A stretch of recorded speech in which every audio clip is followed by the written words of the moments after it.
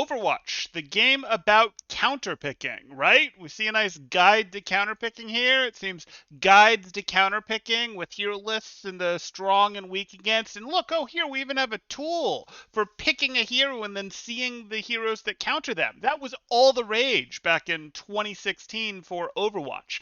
Fortunately, as time went on, people mostly realized that Overwatch was not really about individually picking hero counters, going, oh, they have a Pharah, we have Widow, they have a Winston, we need Reaper, they have Reaper, we need Pharah. It wasn't really about that. It was really about getting better at your hero and understanding that there are 6 people on your team and there's going to be some degree of covering each other's weaknesses. That's why at the top level, you mostly saw mirror matches, not constant back and forth counter picking.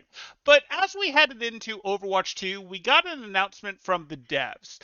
We believe our game plays better and is more fun with fewer hard counters and a broader range of effective hero picks. A further benefit is having your personal favorite heroes be viable more often.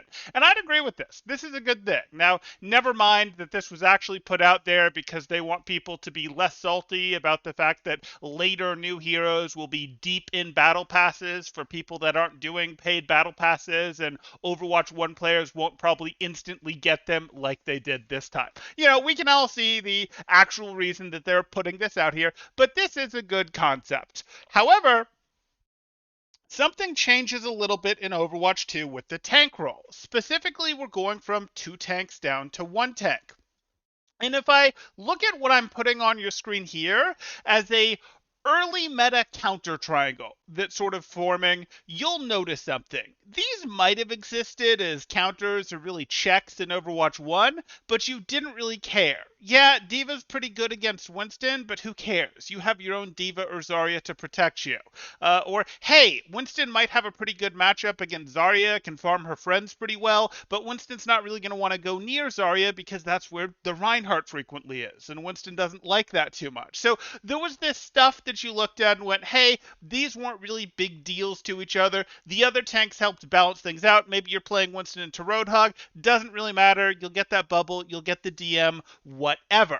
But in Overwatch 2, since you've sort of combined 2 tanks' power into 1 tank, not quite that powerful, but you've sort of done that, we're now in a situation where the weaknesses or strengths of that single piece that's buffed into that other single piece that's buffed compared to Overwatch 1 is going to be more noticeable and more important. So this soft counter triangle is something that's showing up. We don't know exactly what the meta is going to look like. Overwatch League is on a previous patch where they didn't have the DPS passive yet. We haven't had really professional matches on this current patch, but we do see this beginning to form in scrims. And for those of you that don't understand why this would happen, well, A, individually these heroes are powerful. D.Va now has that extra second of Matrix. That's a pretty big deal. Winston, nice good cleave. Zarya had that early stage 1 meta with Winston in L. We're not too surprised to see these heroes being effective right now.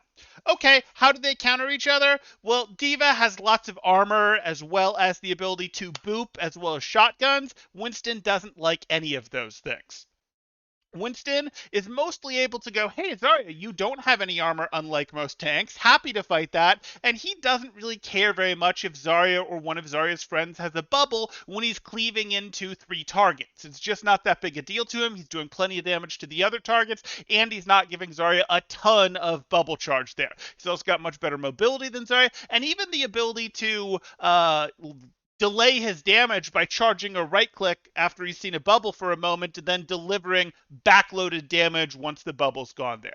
Zarya has always had the ability to beam down the D.Va and give her some trouble. That's not, that wasn't a huge deal in Overwatch 1 because D.Va always had a friend. Zarya can't beam D.Va down through a Winston bubble, through a Reinhardt shield. D.Va can just go mess with someone else, go deal with an off-angling soldier instead of fighting Zarya. Again, this becomes a bigger deal for all of them when the power has been condensed going into Overwatch 2.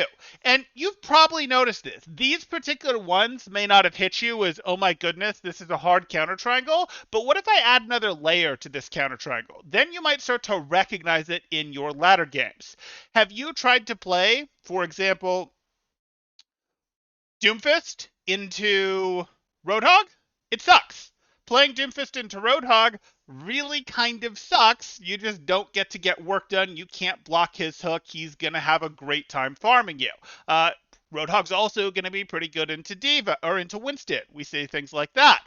Have you tried playing Zarya into Roadhog? It's a blast. Now that Zarya has 2 flexible bubbles and Roadhog only has 1 hook, Roadhog really can't get much done. He's in a situation where, hey, he can try and throw out that hook, but it should always have a bubble that can be reserved for blocking it. But that doesn't leave Zarya starved because she still has another bubble she can be playing with. So now Roadhog has to throw hooks and have them bubbled, and that just sucks for him, or he doesn't, and Zarya still has energy. Not great for her. The Zarya versus Doomfist interaction isn't quite as one-sided. Zarya's can get really, really good and hit those perfect timings to block stuff, but part of that can be similar to the Winston interaction where Doomfist comes in and slams multiple people, and okay, you bubble one of them, not a huge deal, or you bubble them, but it's not really like Overwatch 1. You blocked a punch, you don't get as much energy off of that as you would have because the punch isn't lethal if it's not charged up. So we're looking at some of this stuff, and we sort of have this second level to this. In fact, we can even look at Zarya just because we're talking about her, and we can say, hey, Zarya also has a pretty good matchup against Orisa in that her beam damage ignores the javelin spin defensive cooldown. Orisa has 2 defensive cooldowns. That's how she gets her work done. One of them effectively doesn't work against Zarya. Zarya isn't as happy against our other brawlers, but we're not really going to cover the other brawlers, Ryan and Junker Queen, in this video. So we found ourselves a nice little counter triangle here, and I actually think that this is pretty important to understand for Overwatch 2, because as the tank, while one-tricking isn't going to be totally off the table, I do think counter-picking and adjusting your tank pick will be meaningfully more important in Overwatch 2 than it was in Overwatch 1. And again, it's going down to the fact that you've condensed an extra hero's value into your tank, so you're like worth 1.7 or 1.5 picks on the board now, so you need to be able to handle that. Does that mean that, hey, you can never play Winston into Diva or never play Winston into Roadhog if the rest of your team works really well with the Winston, if the rest of your team checks their tank really well? Of course you can still play the Winston. You can still one-trick Winston or Diva or Hog or Zarya all the way to GM, that's all the way to Grandmaster 1. That would be something that, yeah, you'll be able to do, especially in certain metas, but this is something where I think tanks are going to benefit actually more from flexibility than they have in the past. Let me know what you guys think. Do you like it like this? Do you like the tanks having to go, okay, we're going to play some counter table. They're on Roadhog. I'm going to go Winston. They go, or excuse me, I'm on Winston. They go Roadhog. I get off Winston, go to Zarya. Do you like it like that? Or do you like it more in like the specialized sense of like, okay, Sigma becomes our poke v poke tank. Diva becomes our poke v dive tank and that sort of thing.